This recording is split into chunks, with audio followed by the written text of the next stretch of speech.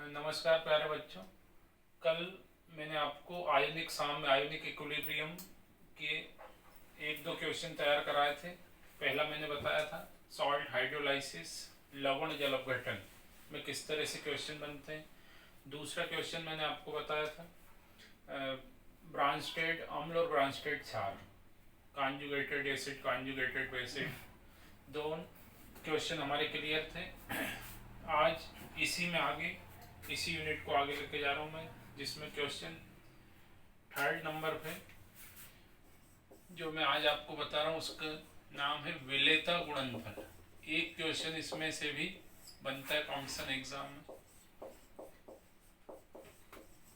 विलेयता गुणनफल को हम बोलेंगे सॉल्युबिलिटी प्रोडक्ट। यदि आपको इसका फार्मूला याद है तो आप इस पर जितने भी इस पर आधारित न्यूमेरिकल आएंगे वो आप आसानी से कर सकते हैं। तो सॉल्युबिलिटी प्रोडक्ट पर किस तरह से क्वेश्चन आते हैं मैं क्रैश कोर्स के हिसाब से आपको बता रहा हूँ। यहाँ पर हमको याद रखना है, सपोज करिए हमारे पास एक स्प्रिंगली सॉल्युबल सॉल्ट है, अल्प विलेय लवण है, जैसे AgCl। AgCl को मैं 2 पार्ट में डिवाइड करूंगा तो देखिए क्या होगा, Ag plus plus Cl minus.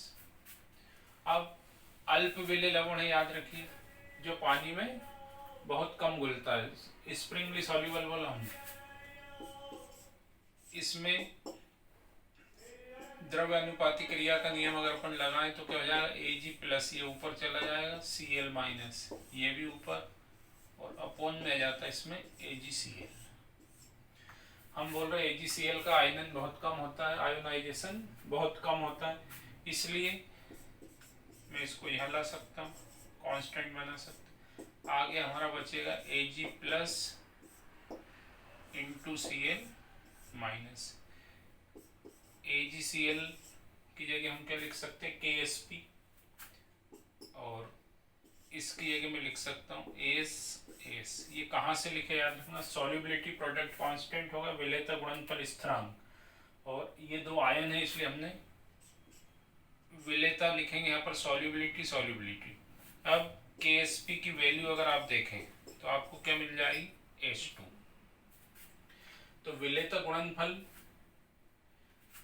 अल्प विलेय लवण किसी संतृप्त विलयन में उपस्थित जो अल्प विलेय लवण है उनकी विलेयता के गुणनफल को हमने क्या बोल दिया यहाँ पर, विलेयता गुणनफल। लेकिन ये इंपॉर्टेंट नहीं है आपके लिए, इस पर न्यूमेरिकल कैसे बनते हैं वो देखिए। तो इस पूरे डिटेल ना लिख के अगर हमें डायरेक्ट लिखना हो एग्जाम में क्रैश कोर्स के हिसाब से, अगर अपन को टाइम बचाना हो तो इसके लिए मैं आपको एक छोटी सी ट्रिक बता रहा हूँ। जैसे AgCl है, इसको डायरेक्ट आप Ag प्लस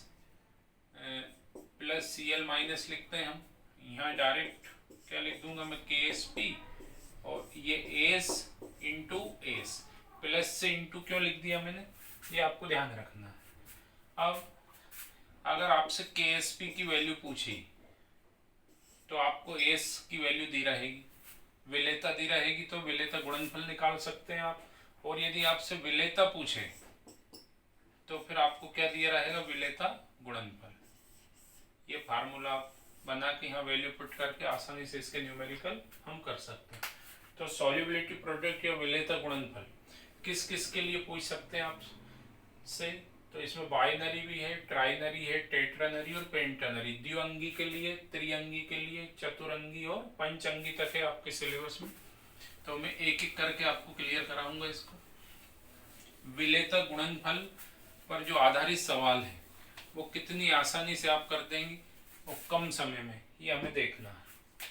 सबसे पहले एग्जाम्पल अगर मैं लूंगा इसमें तो पहले नंबर पे आएगा द्विअंगी बाइनरी। कोई सा भी सॉल्ट है हमारे पास द्विअंगी, तो द्विअंगी में सबसे अच्छा एग्जाम्पल मैंने अभी आपके सामने लिखा था AgCl, लेकिन एक एक्स्ट्रा लिख रहा हूँ मैं, सपोज करिए BaSO4, बेरियम सल्फेट दे रखा है, और इसकी विलेयता दी या फिर विलेयता गुणनफल, दोनों में से एक चीज आपसे कोई सी भी पूछेंगे तो पहला काम आपको ये याद होना चाहिए कि हम इसको 2 पार्ट में कैसे कैसे डिवाइड करें। तो बेरियम, आपको पता बेरियम की वैलेंसी डाई पॉजिटिव होती है और ये सल्फेट की हो जाएगी डाई नेगेटिव, ये आपको याद होना चाहिए। अच्छा, यहाँ पर वैलेंसी से भी कोई मतलब नहीं, पर 2 पार्ट में कैसे डिवाइड किया ये क्लियर हो तो जल्दी समझ में आएगा। इस पूरे की जगह मैं क्या लिख सकता हूँ, KSP। इसको हम किससे शो करेंगे, सॉल्युबिलिटी से, विलेयता से। और प्लस की जगह इंटू लगा रहा हूँ मैं, याद रखिए क्यों लगाया, क्योंकि लॉ ऑफ मास एक्शन में ये ऊपर चला जाएगा, ये अपॉन में जाएगा, जब इसको कांस्टेंट लेंगे तो ये इनटू में आ जाता है। अब वापस फार्मूला क्या बना, KSP इक्वल्स टू H2, ये फार्मूला। और अगर हमसे विलेयता पूछी जाती है तो आप कैसे लिख देंगे, S इक्वल्स टू KSP। तो ये किसके लिए, जितने भी बाइनरी कंपाउंड है, जितने भी द्विअंगी है, रटना नहीं हमें कि बेरियम सल्फेट, कुछ भी सपोज करिए नमक ही बोल दिया आपसे NaCl, यहाँ पर ये बाइनरी है, ये आपको पहचानना प्लस माइनस। इसके अलावा और भी हो सकते हैं, AgNO3, ये भी आपको वहाँ पहचानना रहेगा, उलझना नहीं। ये 3 क्यों है आपको पता है, ये नाइट्रेट है, ये सिंगल है और ये सिंगल है, तो टोटल कितने हो गए, 2। दोनों आयन दिख रहे हैं तो इसको हम क्या बोल देंगे, द्विअंगी या बाइनरी। तो बाइनरी से रिलेटेड जितने भी एग्जाम्पल है उसके लिए फार्मूला आपको क्या तैयार करना है, KSP इक्वल्स टू H2। अगर विलेयता गुणनफल पूछे तो क्या दी रहेगी, विलेयता, और अगर विलेयता पूछेंगे तो क्या दिया रहेगा, विलेयता गुणनफल। ये बाइनरी के लिए फार्मूला होगा। अब मैं आपसे बोल रहा हूँ कि ये बाइनरी के लिए फार्मूला है, लेकिन बाइनरी नहीं पूछा हमसे। दूसरा एग्जाम्पल और अपन देखें, त्रिअंगी,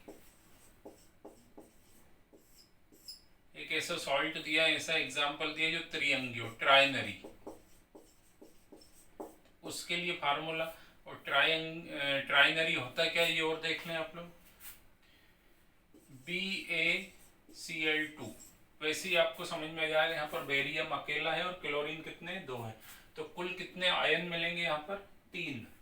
अब इसको 2 पार्ट में कैसे डिवाइड करते हैं, ध्यान से देखिए।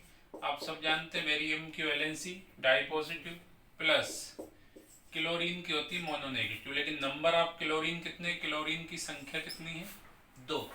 अब इस पूरे बेरियम क्लोराइड को क्या लिख सकता हूँ मैं, KSP, और यहाँ बेरियम को क्या लिखूंगा मैं, S, विलेयता के लिए, इनटू यहाँ लिखना है S, लेकिन S कितने हैं, 2S है यहाँ पर।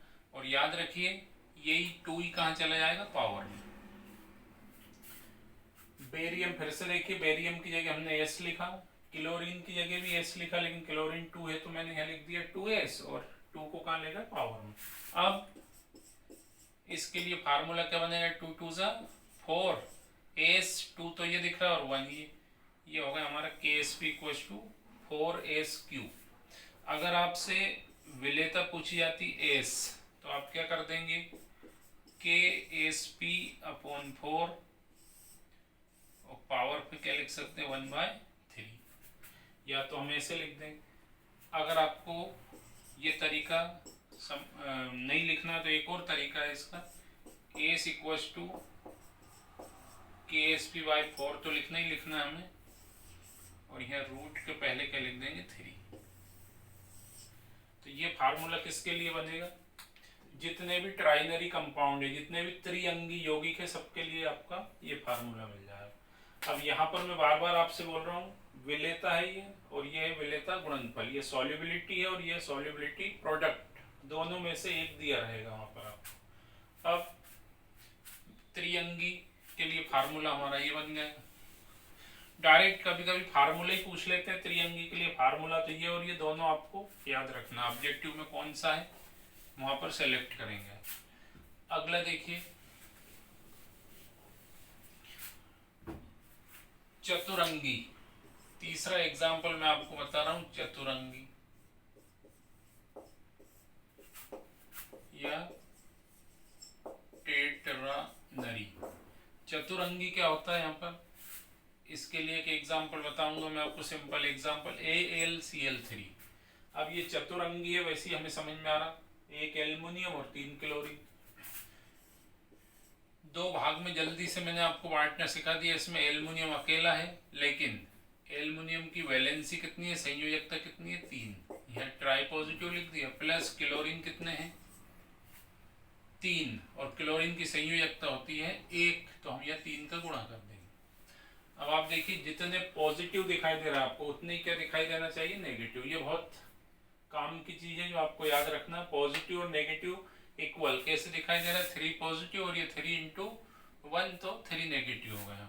अब इसकी जगह हम डायरेक्ट लिख रहे हैं। देखिए, पूरा फार्मूला सॉल्व नहीं करके डायरेक्ट लिखेंगे इसको, KSP, और एल्युमिनियम की जगह एस इंटू यहाँ पर 3s। बस ये ध्यान रखना, जितने नंबर आपको पहले हैं वही का लेके जाना है पावर में।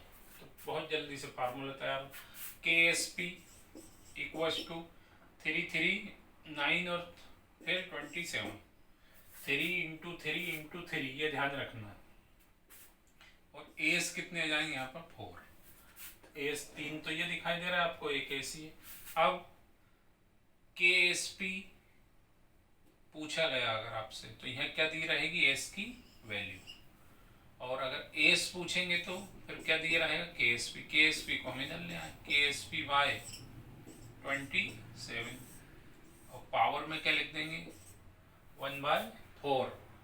और यदि ये तरीका पसंद नहीं है तो दूसरा क्या बता दिया मैंने आपको, एस इक्वल्स टू KSP तो रहेगा ही रहेगा, 27 भी रहेगा, लेकिन ये रूट के पहले क्या लिख देंगे, 4। तो मैं ये इसलिए दो तरीके बता रहा हूँ कि वहाँ एग्जाम में जब 4 ऑब्जेक्टिव आएंगे तो जरूरी नहीं कि ये तरीका, हो सकता है ये तरीका, तो आपको दोनों याद रखना है। ये किसके लिए हुआ, चतुरंगी या टेट्रानरी कंपाउंड, कोई सा भी हो सकता है। मैं बार बार बोल रहा हूँ आपसे, रटना नहीं है। ये टेट्रानरी आपने पहचान लिया क्योंकि सिंपल है, लेकिन एग्जाम में जब आते हैं तो थोड़े से कभी कभी टिपिकल आ जाते हैं। देखिए Na3PO4, अब आपको पहचानना है कौन सा अंगी है, द्विअंगी है, त्रिअंगी है, चतुरंगी, तो ये भी समझ में आ जाएगा आपको। ये फास्फेट जो है पूरा 1 है, और सोडियम कितने, 3 है, तो 3 और 1 4, चतुरंगी, टेट्रानरी। फिर अब आप इसके लिए फार्मूला बनाएंगे तो सेम फार्मूला यहाँ पर आपको मिल जाएगा। एक लास्ट और बता रहा हूँ मैं आपको, पंचअंगी, पेंटानरी कंपाउंड तक दे रखे हमारे CPAT PAT में। तो पेंटानरी का एक एग्जांपल और यहाँ पर PCl ले ले, या फिर अपन एक सिंपल ही ले अभी, BaCl4। तो बेरियम की संयोजकता तो मैक्सिमम कितनी होती है, 2 होती है, पर यहाँ पर क्या लिख दिया उन्होंने, 4। तो आपको पहचानने का तरीका बस समझना है, जो कंपाउंड होता है वही लिखता हूँ मैं, लेड टेट्राक्लोराइड। लेड क्या करता है, वेरिएबल ऑक्सीडेशन स्टेट दर्शाता, परिवर्ती ऑक्सीकरण संख्या। बेरियम की संयोजकता तो 2 होती है, तो 2 ही Cl जोड़ेंगे, लेकिन ब्लेड से 2 भी जोड़ सकते हैं और 4 भी जोड़ सकते हैं। ये +2 भी दर्शाएगा और +4 भी दर्शाएगा। अब ये पंचअंगी है या नहीं, ये तो आपको समझ में आ रहा, पूरा Pb ये 1 होगा, लेड और Cl कितने, 4। अब इसके लिए जब सूत्र बनाएंगे आप लोग तो कैसे बनाएंगे, Pb के ऊपर डायरेक्ट क्या लिखेंगे, टेट्रा पॉजिटिव। कहाँ देख के लिखा मैंने, ये लेड की वैलेंसियां कितनी हो रही, संयोजकता 4, प्लस क्लोरीन की कितनी होती है, 1, लेकिन नंबर ऑफ क्लोरीन परमाणु की संख्या कितनी है, तो 4 दिखाई दे रही, प्लस माइनस इक्वल हो गया। बस अब सब जो आंसर है बहुत जल्दी से आ जाएगा। इसकी जगह आपको क्या लिखना है, एस इंटू, यहाँ पर भी हमको एस लिखना है, लेकिन कितने, 4s, और पावर में भी क्या लिखना है, 4। अब मेरे हिसाब से लगभग आपको क्लियर होगा। 4 4 जा, यहाँ पर 4 जा से मीनिंग क्लियर रखना। कितने हो जाएंगे, 256, तो 256 हो गया, तो आपको क्या लिखना है, 256 और एस कितने, 5। अगर मैं इसको इधर लाऊंगा तो क्या हो जाएगा, KSP अपॉन 256, और रूट में या तो हम लिख दे 1/5, या फिर दूसरा एक और मैं साथ साथ तरीका सभी के लिए बता रहा हूँ आपको। एस, ये जो रूट है ये पहले से इधर 5 लगा देंगे रूट के पहले, KSP बाय 256। तो बस ये 2 फार्मूले आपको दिमाग में बैठाना, ये और ये दोनों एक ही है। तो ये किसके लिए हो जाएगा? पेंटानरी या पंच अंगी यौगिक, कोई सा भी हो सकता है PbCl4। अब ये तो मैंने आपको एक एक सिंपल एग्जांपल लेकर बताया। अब एक एक्स्ट्रा एग्जांपल और बता रहा हूँ मैं यहाँ पर। आपको रटना नहीं है कि पंचअंगी के लिए। अब अभी देखिए पंचअंगी के लिए फार्मूला क्या मिला मेरे को, Ksp/256 और रूट में मिला था 1/5। तो हमें ये रटना नहीं है क्योंकि ये चेंज भी हो जाता है। देखिए एक एग्जांपल अपन ऐसा ले रहे हैं जो पंचअंगी है, लेकिन उसके लिए फार्मूला ये नहीं होगा, Al2SO4 का होल थ्राइस। अब ये पंचअंगी है, सबको दिखाई दे रहा है। एल्युमिनियम है यहाँ पर 2 और सल्फेट आयन कितने हैं? 3। तो टोटल 5 आयन है इसके पास। अब इसको 2 पार्ट में कैसे डिवाइड करें, ये बहुत जरूरी है, ये आपको याद होना चाहिए। एल्युमिनियम की वैलेंसी यहाँ दिखाई दे रही try positive, but number of aluminium ion, aluminium है कितने, एल्युमिनियम एटम सॉरी, तो एल्युमिनियम परमाणु कितने दिख रहे हैं? 2। फिर इधर हम आएंगे तो सल्फेट की जो वैलेंसी है, सल्फेट आयन की संयोजकता कितनी है? 2। तो यहाँ लगा देंगे 2, लेकिन सल्फेट है कितने, तो संख्या कितनी है उसकी? 3। अब आप देखेंगे प्लस और माइनस दोनों बराबर आ रहा है क्या यहाँ पर? तो देखिए 3 2 जा 6 और 3 2 जा 6, प्लस माइनस इक्वल है, मतलब हमारा कंपाउंड जो हमने आयोनाइजेशन किया, इसका आयनन किया, वो सही है। अब इस पूरे की जगह मैं बार बार आपको बोल रहा हूँ क्या लिखते हैं? Ksp। इसकी जगह मैं लिखूंगा 2s और पावर पर भी क्या लिखूंगा? 2 इंटू 3s और पावर पर क्या लिखना पड़ेगा? 3। अब Ksp 2 2 जा 4s स्क्वायर, 3 3 जा 27, 3 3 जा बोल रहा हूँ यहाँ पर, 3 3 9 और फिर इंटू 3। अब 27s क्यूब, अब 27 into 4, Ksp equals to 108s 5। 3 2 एक पावर को प्लस कर दें। अब यहाँ पर क्या जाएगा? Ksp upon 108/1/5। जबकि अभी देखिए मैंने पंचअंगी के लिए क्या फार्मूला बताया था आपको, ये फार्मूला भी है उसके लिए, तो वहाँ पर आप एक बार निकाल के जरूर देखें। और इसी को मैं बार बार बता रहा हूँ कि जो तरीका आपको सही लगे उससे आपको आंसर बताना है। इसको हम ऐसे भी लिख सकते हैं। तो पंचअंगी के लिए आपको 2 तरह से फार्मूला मिला, ये भी पंचअंगी के लिए हो सकता है और ये भी हो सकता है। तो ये क्या था? विलेयता गुणनफल आधारित जितने भी सवाल हैं आप आसानी से यहाँ पर कर सकते हैं। अब मेरे को उम्मीद है कि विलेयता गुणनफल वाले क्लियर है, फार्मूले अगर हमें क्लियर है तो न्यूमेरिकल कोई सा भी यहाँ पर आए तो आप कर सकते हैं। बस आपको करना क्या है? वैल्यू पुट करना, Ksp की वैल्यू जो भी दी रखी हो। इसके बाद एक ऑब्जेक्टिव और यहाँ पर बनता है, विलेयता गुणनफल सॉल्युबिलिटी प्रोडक्ट बराबर क्या हो? आयनिक गुणनफल। आयनिक गुणनफल और विलेयता गुणनफल अगर दोनों बराबर हो, या फिर उल्टा कर दूं मैं, विलेयता गुणनफल बड़ा हो जाए किससे? आयनिक गुणनफल से।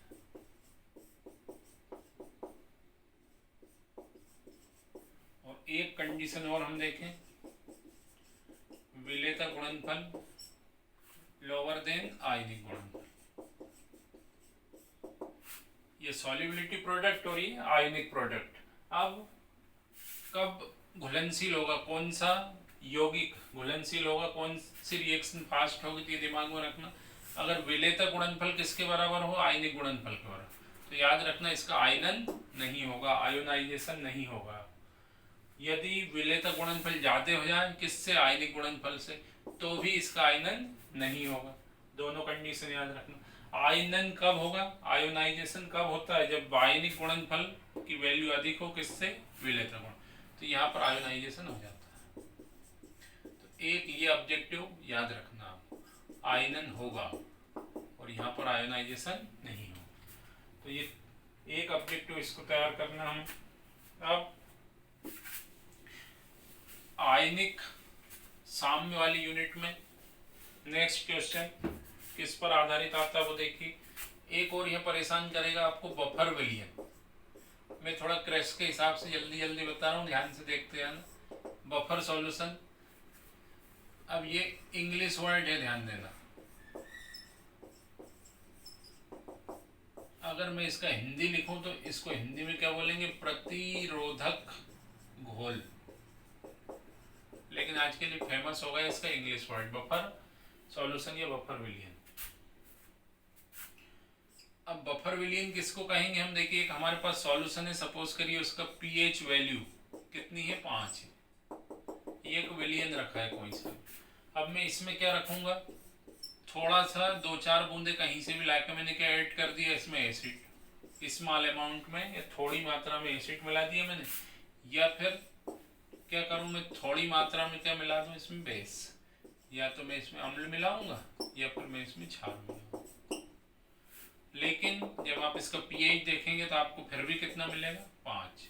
तो ऐसे सभी विलयन जिनमें थोड़ी मात्रा में क्या ऐड कर दें, थोड़ी मात्रा में अम्ल मिलाएं या फिर क्षार मिलाएं, फिर भी उनका पीएच मान परिवर्तित नहीं होगा, ऐसे विलयनों को आप बोलेंगे बफर विलयन। याद रखिए बात, पीएच वैल्यू कैसी रहती है इसकी, कांस्टेंट, स्थिर रहती है यहाँ पर। तो बफर विलयन किसे कहेंगे, क्लियर है आपको, जिसका पीएच क्या हो, फिक्स हो, निश्चित हो, चाहे उसमें स्मॉल अमाउंट में क्या ऐड कर दें, एसिड या फिर बेस, लेकिन फिर भी आप देखेंगे पीएच वैल्यू में कोई चेंज नहीं होता, उस विलयन को आप बोलेंगे बफर विलयन। बफर विलयन कितने प्रकार के होते हैं, तो इसके लिए आपको याद रखना बफर विलयन 2 प्रकार के होते हैं। पहला जो आपको याद रखना वो एसिडिक बफर सॉल्यूशन, और दूसरा आपको याद रखना बेसिक। मेन दोनों है, अम्ली और क्षारी। अम्ली बफर विलयन होगा और दूसरा होगा आपका क्षारी। अब आप वहां कैसे पहचानेंगे कि अम्ली बफर है कि क्षारी, तो ये आसान काम है, कल मैंने एक आंसर शीट बना के आपको बताई थी पिछले वीडियो में। इसमें जैसे यहाँ पर लिखा है हमारे पास CH3COOH, तो आप सब लगभग ये बात जानते हैं कि ये एसिड है। अब इधर क्या लिखा होगा, इधर लिखा होगा कोई सा भी सॉल्ट, लवण, लेकिन लवण होगा इसी अम्ल का। अब हमसे पूछा ये बफर विलयन कौन सा है, अम्ली है कि क्षारी है, तो आप वैसे ही बता दोगे कि एसिड है तो अम्ली होगा। अगर यहाँ पर बेस होता, क्षार होता तो क्षारी हो जाता। लेकिन ये तो सिंपल बात है कि हम पहचान लेंगे अम्ली। बहुत सारे एग्जाम्पल है यहाँ पर, H3PO4 ये अम्ल है, फास्फोरिक एसिड बोलते हैं इसको, और इसका कोई सा भी सॉल्ट दे दिया Na3PO, तो ये भी बफर विलयन है। लेकिन कौन सा है, तो पहला ऑब्जेक्टिव तो यही बन रहा, अम्ली है कि क्षारी है, एसिड है या बेसिक, तो अपन तुरंत बोलेंगे ये भी एसिडिक है। लेकिन यहाँ पर डीप में आपसे पूछा जाता है बफर सॉल्यूशन है या नहीं, पहचानना पड़ता आपको कौन सा बफर विलयन है या कौन सा नहीं है। जैसे एक एग्जांपल अभी मैंने आपको दिया था, CH3COOH प्लस CH3COONA। अब हमसे पूछा गया ये बफर सॉल्यूशन है या नहीं है, तो बफर सॉल्यूशन है या नहीं पहचानना है आपको। तो इसके लिए आपको क्या करना पड़ेगा, 3 शर्तें याद रखनी पड़ेगी जो इम्पोर्टेंट है। ये जब तक कंडीशन आपको याद नहीं होगी, जब तक आप रट नहीं सकते कि ये बफर है या नहीं। क्योंकि मैं एक एग्जांपल और लिख रहा हूँ इसी के ऊपर, आपको same example CH3COOH plus CH3COONH4, ये मैंने 2 एग्जांपल लिख दिया आपको, ये एग्जांपल फर्स्ट और ये एग्जांपल सेकंड। अब हमें दोनों एक जैसे लग रहा है, ये भी लग रहा है कि ये भी बफर है और ये भी बफर है, लेकिन इन दोनों में से एक है और एक नहीं है। अब कौन सा है, इसके लिए क्या पहचान है, पहली पहचान याद रखना आपको, सम आयन, ये फर्स्ट है आपका, कॉमन आयन। दोनों में एक आयन कैसा होना चाहिए, एक समान, चाहे वो पहले वाला हो या बाद वाला हो। दूसरी जो खासियत इसमें आपको याद रखना, या तो अम्ली बफर है तो अम्ल होगा और क्षारी बफर है तो क्षार होगा। तो या तो अम्ल हो या फिर क्या होगा क्षार। अम्ल क्षार आप समझ रहे हैं, या तो ये एसिड है या फिर ये क्या होगा बेस होगा। तो इसे क्या होना चाहिए, दुर्बल होना चाहिए। ये दूसरी कंडीशन है जो आपको बहुत दिमाग से देखना है। अम्ल, और इसमें दिमाग की मेरे को तो नहीं लगता बहुत दिमाग से देखना ज्यादा है ना, वैसे ही समझ में आना, बस वो आंसर शीट पिछले वीडियो की याद रखना। एसिटिक अम्ल क्या है, दुर्बल अम्ल है। तो यहाँ पर जो अम्ल होगा उसे भी दुर्बल होना चाहिए, और अगर क्षारी बफर होता तो क्षार होता, लेकिन क्षार भी कैसा होना चाहिए, दुर्बल, तो जाके बफर होगा, नहीं तो नहीं होगा। तो पहली कंडीशन क्या है, कॉमन आयन इफेक्ट, सम आयन प्रभाव लग रहा है इसमें। दूसरा, अम्ल हो या क्षार हो लेकिन उनको कैसा होना चाहिए, दुर्बल। और तीसरी बात क्या देखिए, अब ये तो एसिड है और ये सॉल्ट है, ये लवण है, ये अम्ल है और ये इसी अम्ल का क्या है, लवण है।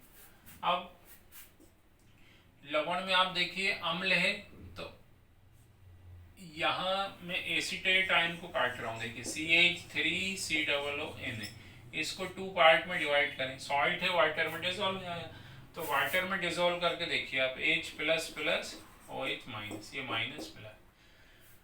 तो ये जो लवण है उससे जो अम्लीय क्षार बनेगा, अब ये बन गया बेस, तो इसको क्या होना चाहिए, प्रबल होना चाहिए। ये तीसरी कंडीशन होगी।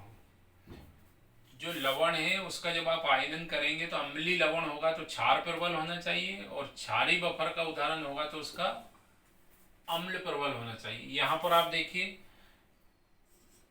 लवण से क्या बन रहा है, लवण से जो क्षार बनता है, लवण आप समझिए जो सॉल्ट है उससे मैं क्या बना रहा हूं, बेस, उसे क्या होना चाहिए, उसे प्रबल होना चाहिए।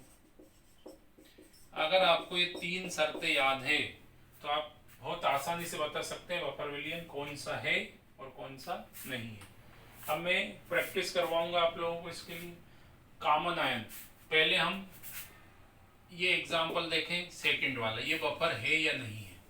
तो आप देखिए पहले क्या है, कॉमन आयन, तो इसमें और इसमें कॉमन आयन है क्या, तो आप देख रहे हैं CH3COO और इसमें भी CH3COO, मतलब हमारी पहली कंडीशन अप्लाई हो रही है यहाँ पर, पहली शर्त लागू हो रही है यहाँ पर।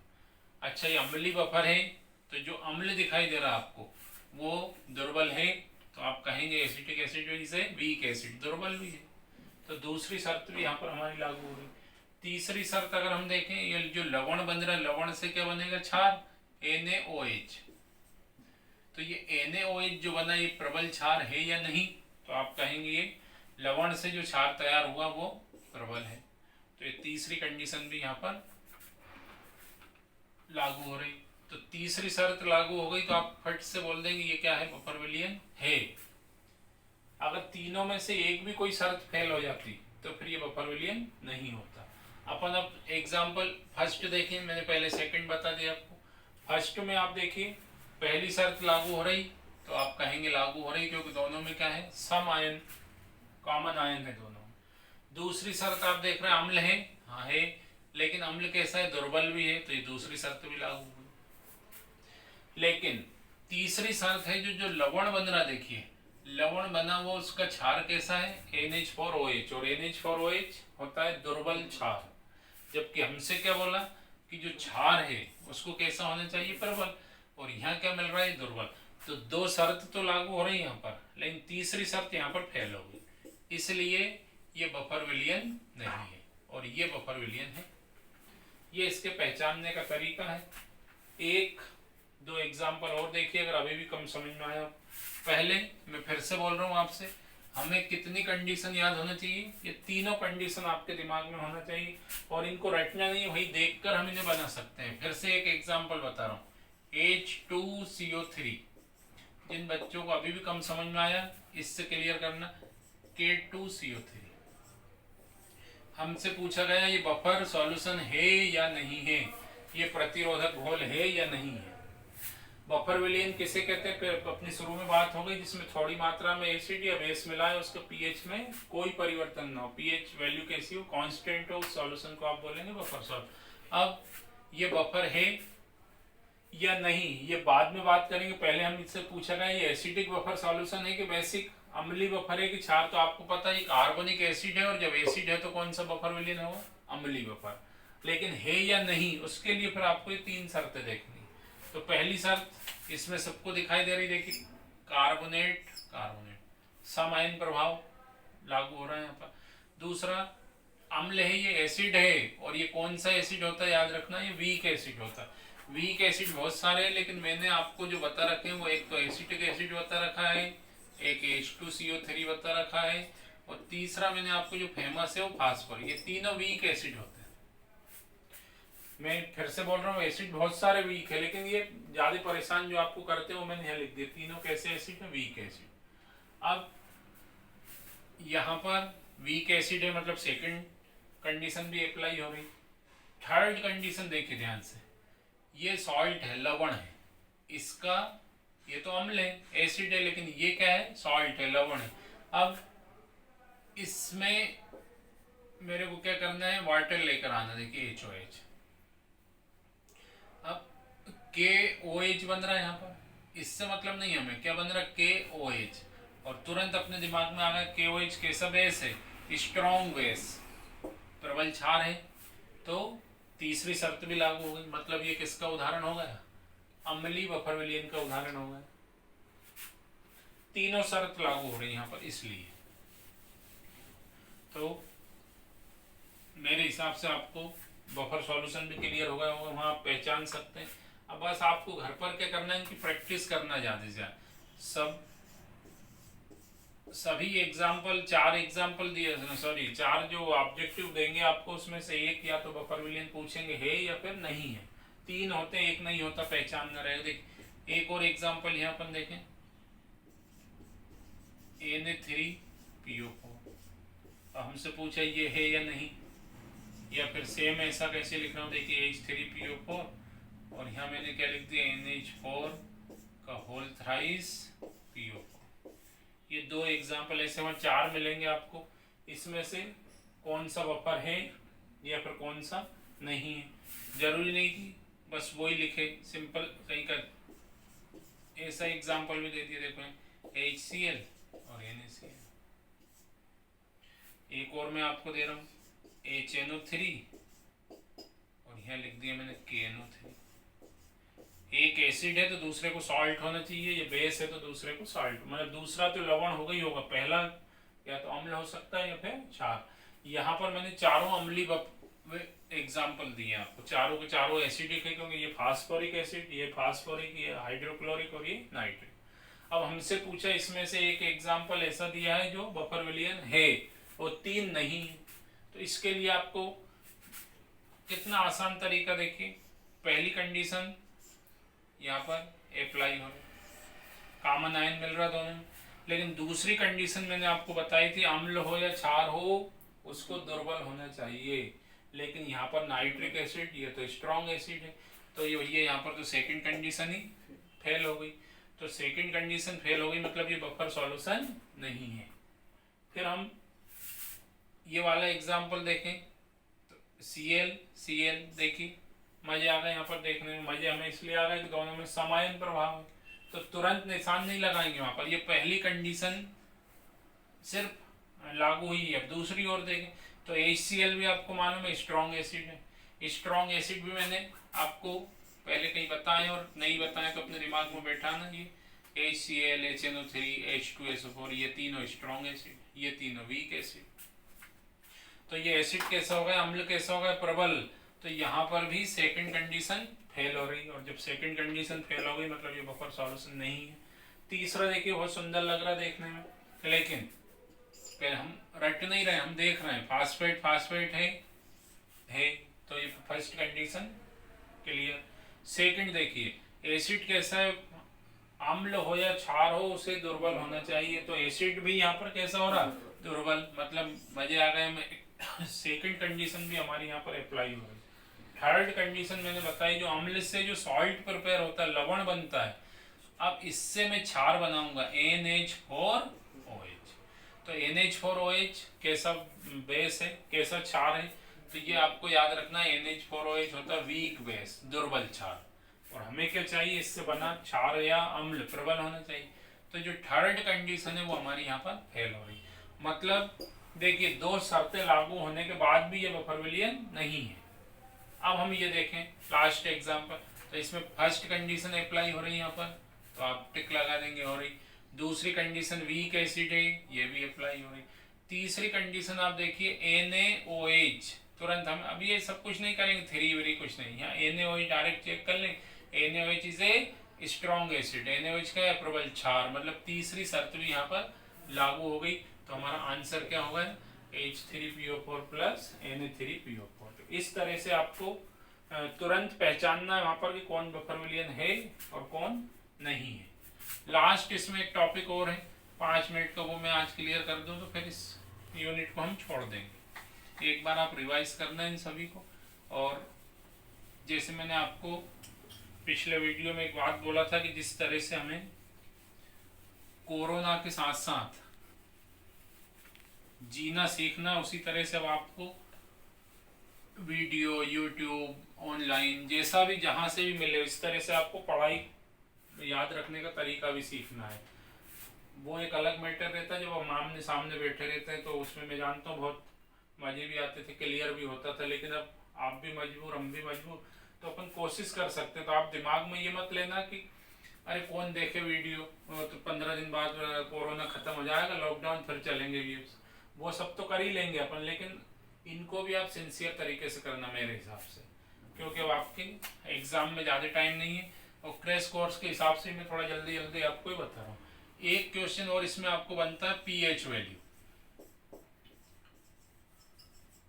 तो पीएच वैल्यू को मैं सिर्फ 2 या 3 मिनट में, मैक्सिमम 5 मिनट का टॉपिक है मेरा, कुछ नहीं करना मेरे को। पीएच का फुल फॉर्म आप सबको पता, पावर ऑफ हाइड्रोजन बोलेंगे या हाइड्रोजन पोटेंशियल। पीएच स्केल मैं जल्दी से बता दूं, ये पीएच स्केल है। ये देखिए एक हमने सुंदर सी स्केल बना दी यहाँ पर, ये पीएच स्केल होगी। अब आपको ये याद रखना है, जो आप 6ठी 7वीं से पढ़ते आ रहे हैं, अगर पीएच वैल्यू 7 है तो नेचर कैसा हो जाएगा, उदासीन, न्यूट्रल। अगर 7 से कम है तो एसिडिक हो गई, अम्ली, और 7 से ज्यादा है तो ये बेसिक हो गई, क्षारीय। इतनी सी बात आपको याद रखना। लेकिन इसमें भी उल्टा चल रहे हैं, देखिए जिसका पीएच वैल्यू 0 हो वो होगा स्ट्रॉन्ग एसिड, ये प्रबल अम्ल है, और जिसका पीएच वैल्यू 14 हो, 14 हो, वो होगा प्रबल क्षार। अच्छा, अम्ल तो वो भी होगा जिसका पीएच 6 पर, ये क्या है, वीक एसिड होगा, दुर्बल अम्ल होगा। तो याद रखना, इधर आने पर एसिडिटी बढ़ेगी और इधर जाने पर बेसिसिटी बढ़ेगी। ये क्या है, pH scale. PH scale given by Sorensen. किसने दी थी ये स्केल, सबसे पहले किसने बनाई थी, तो वैज्ञानिक का नाम कभी कभी पूछ लेते हैं, सोरेनसन। सोरेनसन ने इसको तैयार किया। और क्यों दी थी ये, तो आपको मालूम है, अम्ल और क्षार की पहचान करने के लिए। अब वहां पर लेकिन कभी कभी सीधे सीधे पूछ लेते हैं आपसे, रक्त का पीएच कितना होगा, जो हमारा ब्लड है, रक्त है, उसका पीएच कितना होगा। तो ये आपको इनको याद ही रखना पड़ेगा। जैसे इन्होंने लिख रखा 7 तरह तरह के, आप राइटर के जो बुक्स देखते हैं, 7.342 7.42 यहाँ तक मिल जाता है।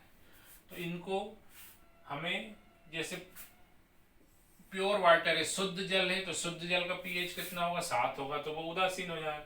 मतलब रक्त का पीएच इतना है, तो अब आप समझ जाइए रक्त का नेचर कैसा होगा, तो सबको पता ही, क्षारीय हो जाएगा या बेसिक हो जाता है। तो ये तो रटने वाली बात है, लार का पीएच कितना होता है, रक्त का कितना, दूध का कितना, समुद्री जल का कितना, तो ये सब चार्ट आपको मिलते हैं नोट्स वगैरह में, तो उसमें आप पढ़ ही लेंगे। लेकिन पीएच वैल्यू क्लियर है आपको, इसका पूरा नाम होगा पावर ऑफ हाइड्रोजन या हाइड्रोजन पोटेंशियल, और पीएच स्केल किसने दी, सोरेनसन ने। अब हम यहाँ न्यूमेरिकल अगर देखें कि न्यूमेरिकल इस पर कैसे बनते हैं, तो 2-3 मिनट में मैं न्यूमेरिकल पहला जो तरीका है इसमें, अभी मैंने आपको स्केल बताई थी ये, तो यहाँ पर अगर 1 2 3 4 5 इस तरह से अपन देखें, ये 1 है, ये 2 है, 3 है, ये अपन टाइम खराब नहीं करेंगे, 14।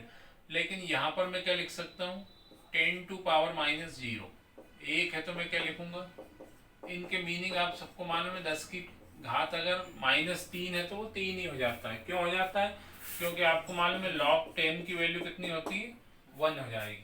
तो कुछ भी है, 3 1 जा 3, तो इस तरह से आपके दिमाग में बैठा लो कि जो 3 है उसको हम क्या लिख सकते हैं 10⁻⁻3। 10 है तो 10⁻10 इस तरह से हम लिख सकते हैं।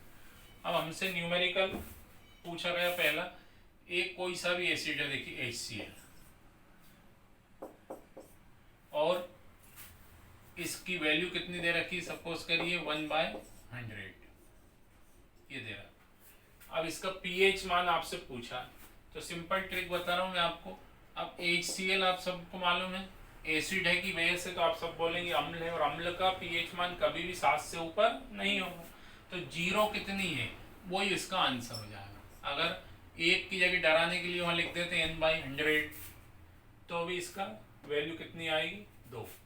अगर यही चीज NaOH के लिए पूछी होती और क्या लिखा होता 100, तो फिर आंसर क्या हो जाता 12। मेरे हिसाब से ये बात आपको समझ में आई होगी। अब मैंने क्या लिखा है 1/100, तो आपको 0 कितनी दिखाई दे रही, तो यहाँ 2 मत लिख देना। यहाँ तो हम 0 देखकर आंसर लिख रहे हैं क्योंकि ये कौन है, एसिड है, अम्ल है, और ये बेस है, तो क्षार है, तो क्षार का pH 2 थोड़ी होगा, क्षार का pH तो 7 के ऊपर होगा। तो आप क्या करेंगे 14 में से फिर जितनी 0 है वो कम कर देंगे। तो उत्तर ये किसके लिए बता रहे हैं, अपनी ट्रिक कब लागू होगी, ओनली जब ये 1/10 1/100 अगर 2 3 ये ज्यादा लिखा गया तो फिर आपको लॉग की वैल्यू याद होना पड़ेगी। लेकिन जनरली जो क्वेश्चन आते हैं वो सिंपल क्वेश्चन देते हैं pH पर। दूसरा तरीका, अगर आपसे पूछा गया कोई एसिड है और उसके ऐसा लिखा, देखिए, और लेकिन यहाँ पर क्या लिखा HCl के लिए बात हो रही। अब इसका आपको क्या बताना है, इसका pH वैल्यू कितनी होगी, तो आंसर क्या जाएगा 4। लेकिन मैं बार बार कह रहा हूँ यही किसके लिए होता, बेस के लिए होता। तो अब इसकी वैल्यू जो है आंसर कितना आता 10।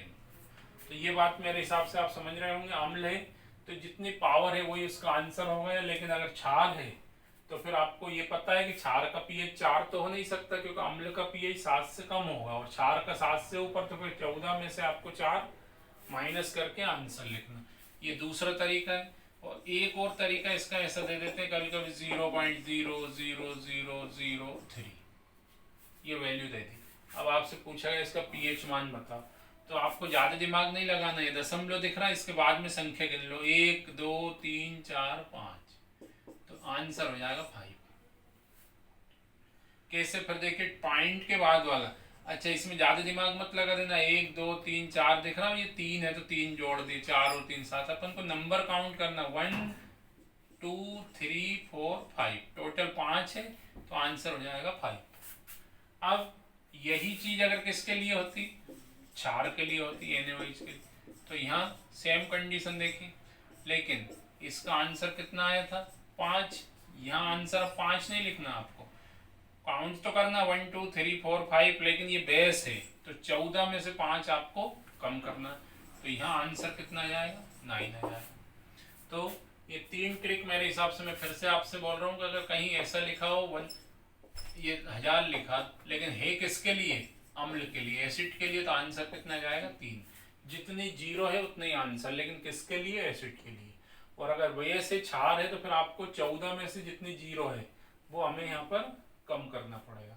दूसरा तरीका मैंने बताया। अब ये कब लागू होगा ये ध्यान रखना, अगर यहाँ दे देते 3 तो फिर ये तरीका फेल हो जाता, फिर ये लागू नहीं होगा यहाँ पर, ये भी ध्यान रखना है आपको, नहीं तो आप रट के चले जाएं, इधर कुछ देखे ही नहीं, फट से आंसर लिख दें आप। अगर ये 2 दे रखा तो फिर आपको सॉल्व करना पड़ेगा, log 2 4 6 लॉग टेबल, फिर हम इसको लॉग टेबल की जरूरत। लेकिन आजकल आपको मालूम है एग्जाम में लॉग टेबल वगैरह कुछ नहीं देते, इसलिए सिंपल से क्वेश्चन। तो ये ट्रिक जो बता रहा हूँ मैं किसके लिए बता रहा हूँ, केवल एक के लिए। अब आजकल जो 2-3 साल से पीएटी में क्वेश्चन आ रहा, देखिए यहाँ HCl भी लिख देते हैं और पावर पे लिखते हैं 1 × 10⁻⁸। अब इसका आंसर बताओ। तो एसिड है और यहाँ पावर पे कितना लिखा का 8। अब आप सब जानते हो अम्ल का pH मान 8 हो सकता है क्या, तो नहीं हो सकता, ये ध्यान रखना। मैंने अभी पहले बोल दिया था कि एसिड है तो जितनी पावर है वही आंसर हो जाएगा, लेकिन यहाँ पावर कितनी दे रखी 8, तो आपको यहाँ भी वही ट्रिक लगाना। इसका आंसर अगर हमसे पूछा कि 8 होगा, 7 होगा, 6 होगा या फिर 5 होगा, तो आप क्या करेंगे इसमें, अब मेरे हिसाब से आप तुरंत आंसर बता देंगे कि 8 है, तो यहाँ 14 में से 8 कम करके और क्या लिख देंगे 6। तो यहाँ पर भी वो उलझा देते हैं 7 और 8 के बीच, 6 और 7, तो फिर हमारा आंसर हो जाएगा 6 और 7 के बीच। जैसे अभी अपन 4 बता रहे थे, NaOH भले ही ऐसा लिखा हमने 1 × 10⁻⁶, इसका pH 6 तो हो नहीं सकता, क्योंकि NaOH है तो NaOH का pH, NaOH है क्या 4, तो pH कितना होगा इसका 7 से अधिक। तो आपको यहाँ पर दिमाग में क्या बैठाना है कि 14 में से हमें 6 कम करना, तो इसका आंसर क्या जाएगा 8 है। तो ये चीज़ यहाँ पर ध्यान रखना है कि जो आपसे क्वेश्चन पूछा गया वो एसिडिक है या फिर बेसिक, अम्लीय क्षारीय अगर आप पहचान लेंगे तो बहुत जल्दी आपको ये समझ में जाएगा। तो इस पूरी यूनिट में केवल 5 क्वेश्चन आपको तैयार करके जाना, मैं बार बार बोल रहा हूँ। कल मैंने आपको बता दिया था पिछले वीडियो में NaCl का जेली विलियन कैसा, एक्वस सॉल्यूशन ऑफ XYZ, यहाँ कुछ भी हो सकता है। दूसरा क्वेश्चन आपको याद रखना है जो कल बताया था, एसिड बेस कॉन्सेप्ट, अम्ल क्षार सिद्धांत, वो भी किसके लिए, सिर्फ ब्रॉन्स्टेड-लोरी। अम्ल किसे कहेंगे, तो जैसे वहाँ सीधा सीधा एक क्वेश्चन H2O का संयुग्मी क्षार होगा, तो ये मैंने आपको पिछले वीडियो में क्लियर कराया, नेगेटिव, ये हो जाएगा इसका कॉन्जुगेटेड बेस। और अगर एसिड पूछते तो एक H बढ़ा देते और प्लस लगा देते। तो पहला क्वेश्चन आपको सॉल्ट हाइड्रोलाइसिस, लवण जल अपघटन पर तैयार करना है। दूसरा क्वेश्चन आपको किस पर याद रखना है, अम्ल क्षार सिद्धांत, 4-5 दे रखे बुक में, लेकिन आपको सिर्फ क्या तैयार करना है क्रेस के हिसाब से, ब्रॉन्स्टेड-लोरी। और थर्ड क्वेश्चन मैंने आज आपको बताया विलेयता गुणनफल, सॉल्ट हाइड्रोलाइसिस, उसके लिए फार्मूले तैयार करके जाना। AS = ये अगर फार्मूला याद देखिए, अगर मैं आपको KSP की यहाँ वैल्यू दी, सपोज करिए 2 × 2 × 10⁻⁸ ये दे रखा, तो आप फट से इसको निकाल लेंगे आंसर। तो लेकिन कब निकाल पाएंगे ये, जब आपको क्या याद होगा, ये बाइनरी है, ट्राइनरी, द्विअंगी, त्रिअंगी, पहले इसका फार्मूला सूत्र तो याद हो, फिर हम मान रख के इसको निकाल सकते। तो तीसरा क्वेश्चन हो जाएगा सॉल्ट हाइड्रोलाइसिस, ये सॉरी सॉल्युबिलिटी प्रोडक्ट। और चौथा मैंने आपको सिखाया बफर विलियन। बफर विलियन में क्या याद रखना, सिर्फ कौन सा बफर विलियन होगा और कौन सा नहीं होगा, पहचान का तरीका। बफर विलियन किसे कहते हैं, ये बहुत पुरानी बात हो गई, लेकिन पहचानने का तरीका आजकल आपसे पूछते हैं। और पीएच से रिलेटेड अगर सिंपल पेपर आता तो सीधे पूछ लेते हैं, दूध का पीएच, पानी का पीएच, अम्ल, इस तरह से। और अगर थोड़ा भी इनने घुमाया तो फिर ये न्यूमेरिकल आ जाते हैं इस पर। तो मेरे को उम्मीद है ये यूनिट आपको थोड़ा थोड़ा क्लियर हुई होगी, और अपने नोट्स वगैरह में आप देखना। थैंक यू, नमस्कार।